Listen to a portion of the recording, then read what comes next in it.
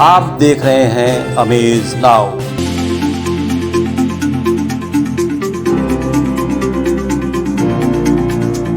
नमस्कार, मैं हूं प्रिंस तिवारी और आप देख रहे हैं अमेज नाउ। आज हम आपको दिखाएंगे महाराष्ट्र का Mahabharat.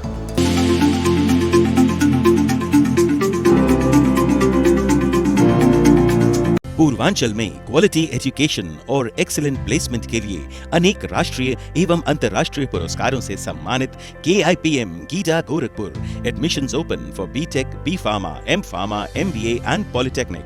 Now also offering BBA, BCA and BCom courses. KIPM गीटा Gorakhpur. When people accept me as a kingmaker, then why should I fight for the chair? ये कथन किसी आम आदमी का नहीं है। ये वक्तव्य उस आदमी का है जो मातोश्री में बैठकर दिल्ली का शासन हिला देने तक की क्षमता रखता था। कुर्सी का मोह मुझे नहीं है। क्या कुर्सी होती है? क्या कुर्सी क्या होती है? When people accept me as a king maker, why should I? King maker है तो किंग को क्या जरूरत है कुर्सी के पर? तुम्हारी कुर्सी है नहीं? जी हाँ, हम बात कर रहे हैं बाला साहब ठाकरे की, जिन्होंने कभी कहा था कि मैं अपनी शिवसेना को कभी कांग्रेस नहीं बनने दूंगा और जिस दिन मुझे लगेगा कि ऐसा कुछ होने वाला है, मैं उसी दिन अपनी दुकान बंद कर दूंगा। ये मैं मेरी शिवसेना की कांग्रेस नहीं होना दूंगा, नहीं, कभी नहीं। और मुझे जब ये मालूम होगा कि हो रही है तो I will close my shop. अलग हो जाएंगे। हाँ? अलग हो जाएंगे उनसे। अलग नहीं चाहिए। शिवसेना चुनाव नहीं लड़ेगी। लेकिन कहते हैं ना कि जब तक आप हैं तभी तक आपके बातों का वजूद है। ठीक वही हुआ बाला साहब के इस कथन के साथ। उनके जाने के बाद शिवसेना के नए सेनापति उद्धव ठाकरे ने सत्ता के लिए केवल चुनाव ही नहीं लड़ा, उन्होंने अपनी पार्टी के सबसे बड़े विरोधी कांग्रेस से गठबंधन भी कर लिया और बना लिया महाविकास अघाड़ी गठबंधन की सरकार। लेकिन इस गठबंधन पर खतरों के बादल मंडरा रहे हैं, क्योंकि उद्धव ठाकरे के सबसे करीबी एकनाथ शिंदे ने बगावत का बिगुल फूंक दिया है। शिंदे का दावा है कि उनके साथ 50 से अधिक विधायक हैं, जिसमें करीब 40 विधायक शिवसेना के ही हैं। साथ ही 12 निर्दलीय विधायक भी मौजूद हैं। शिंदे के दावे के बाद सरकार गिरना तो लगभग तय माना जा रहा है, लेकिन शिवसेना के वजूद पर ही सवाल खड़ा हो गया है। शिंदे ये भी दावा कर रहे हैं कि पूरी पार्टी उनके साथ खड़ी है। ऐसे में इस मुसीबत से उद्धव ठाकरे कैसे पार पाते हैं, ये देखना दिलचस्प होगा। लेकिन गठबंधन पर बाला साहब की ये बात भी आपको जरूर सुननी चाहिए, फिर हम आपको महाराष्ट्र का महाभारत समझाएंगे। चुनाव के दरमियान आप गालियां देते रहते एक दूसरे को और बाद में जब गठबंधन करते हैं, मानो कि हमारी होगी युति शरद पवार लेके और कोई चुनाव आ गया, मध्यावधि चुनाव, हम लोगों के सामने जाके क्या कहें कि अभी हमारे दोस्त, हमारे ये वो जिगर दोस्त शरद पवार जी, अरे कल तो गालियां दे रहे थे आप।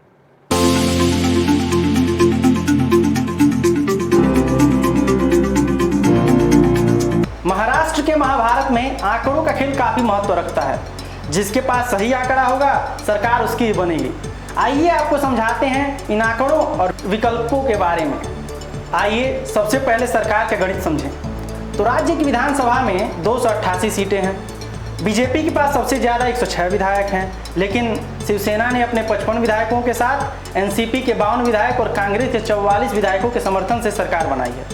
शिवसेना के एक विधायक का निधन हो चुका है। सरकार बनाने के लिए जादुई 145 के आंकड़े को छूना होगा। अगर 20 विधायक शिवसेना से टूटकर भाजपा को सपोर्ट करते हैं और कुछ निर्दलीय साथ खड़े होते हैं तो महाराष्ट्र में बाजी पलट सकती है। महाराजांना वंदन करून आणि माझ्या आई वडिलांचे स्मरण करून मी उद्धव बाळासाहेब ठाकरे नेतृत्वाची कायद्याद्वारे स्थापित झाले आहे अशा भारतीय संविधानाबद्दल मी खरी श्रद्धा व निष्ठा बाळगेन। मी भारताची सार्वभौमता व एकात्मता उन्नत राखेन। मी महाराष्ट्र राज्याचा मुख्यमंत्री म्हणून माझी कामे निष्ठापूर्वक यशस्वी रीतीने पार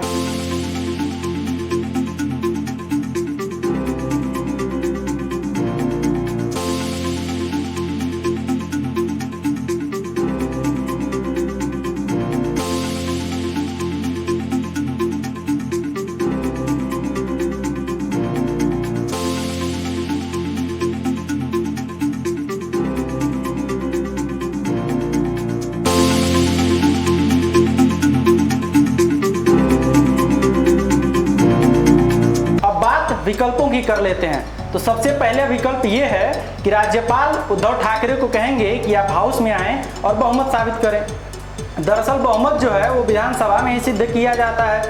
राज्यपाल शिवसेना से बहुमत साबित करने के लिए कहेंगे। यदि शिवसेना बहुमत साबित कर नहीं पाती है तो दूसरी सबसे बड़ी पार्टी को न्योता दिया जाएगा, जो कि बीजेपी है। बीजेपी यदि किसी तरह से बहुमत साबित कर देती है तो उनकी सरकार बन जाएगी, नहीं तो राष्ट्रपति शासन लग जाएगा।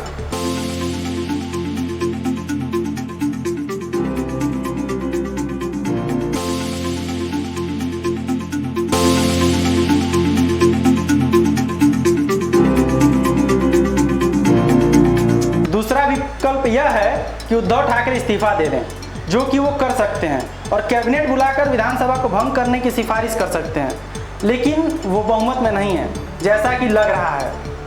तो ऐसे में राज्यपाल ऐसे करने से मना कर सकते हैं।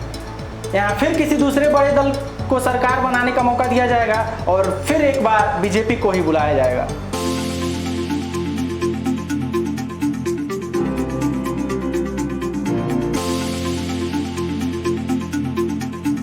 तीसरा विकल्प यह है कि दल बदल कानून से बचने के लिए उनके पास 37 विधायक होने चाहिए, जो कि उनके पास हैं। इस हालत में यदि 37 विधायक उनके पास हैं तो उन पर दल बदल कानून लागू नहीं होगा।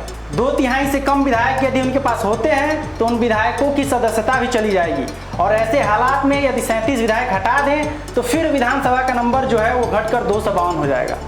यानी अब बहुमत का आंकड़ा 125 से 127 के बीच में होगा, क्योंकि एक विधायक का निधन हो चुका है।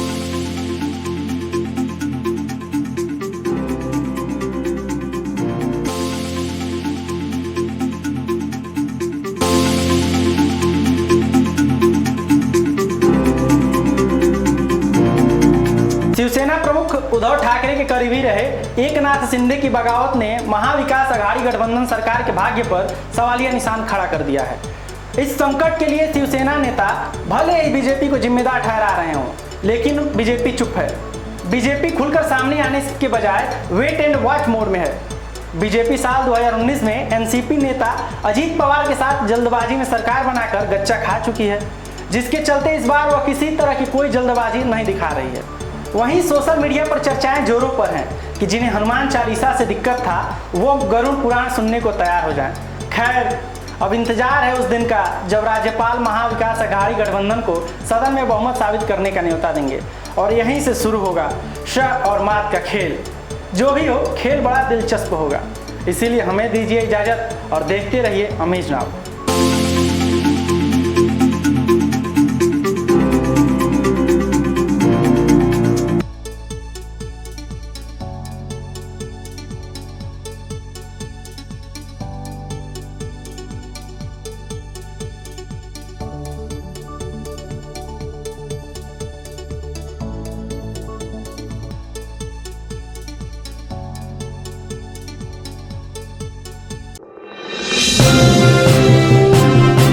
आप देख रहे हैं अमेज नाउ।